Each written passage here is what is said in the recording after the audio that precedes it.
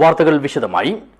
നിയമസഭാ തെരഞ്ഞെടുപ്പ് 2026 ഫലം പുറത്തുവന്നപ്പോൾ കേരളത്തിലുടനീളം ആഞ്ഞടിച്ച UDF അനുകൂല തരംഗം കാസർഗോഡ് ജില്ലയിലും ശക്തമായി പ്രകടമായി. 2 മണ്ഡലങ്ങളിലെ അട്ടിമറി വിജയത്തിലൂടെ ജില്ലയിലെ 5 മണ്ഡലങ്ങളിൽ 4 ഇത്തവണ UDF സ്വന്തമാക്കി.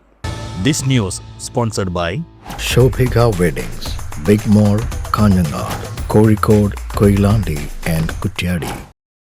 ഇടതുകോട്ടകളെ തകർത്തെറിഞ്ഞുകൊണ്ട് കേരളത്തിലെ UDF അനുകൂല തരംഗം ആഞ്ഞടിച്ചപ്പോൾ അതിൻ്റെ ആഘാതം ഏറ്റവും കൂടുതൽ ഏൽക്കേണ്ടി വന്ന ജില്ലകളിലൊന്നായി കാസർഗോഡ് മാറി.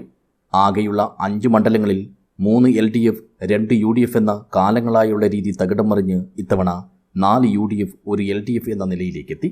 മുസ്ലിം ലീഗിലൂടെ മഞ്ചേശ്വരവും കാസർഗോഡും നിലനിർത്തിയ UDF കോൺഗ്രസിലൂടെ അട്ടിമറി വിജയം നേടിയാണ് ഉദുമ, തൃക്കരിപ്പൂർ മണ്ഡലങ്ങൾ ഇത്തവണ അധികമായി നേടിയത്.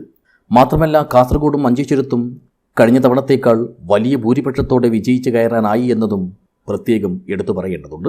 വോട്ടെടുപ്പിന് ശേഷമുള്ള കൂട്ടലും കിഴിക്കലും കഴിഞ്ഞപ്പോഴും എക്സിറ്റ് ഫലങ്ങൾ പുറത്തു വന്നപ്പോഴും ഇത്രയും ഉജ്ജ്വലമായൊരു മുന്നേറ്റവും മേൽക്കൈയും UDF വൃത്തങ്ങൾ പോലും പ്രതീക്ഷിച്ചിരുന്നില്ല എന്നതാണ് വാസ്തവം.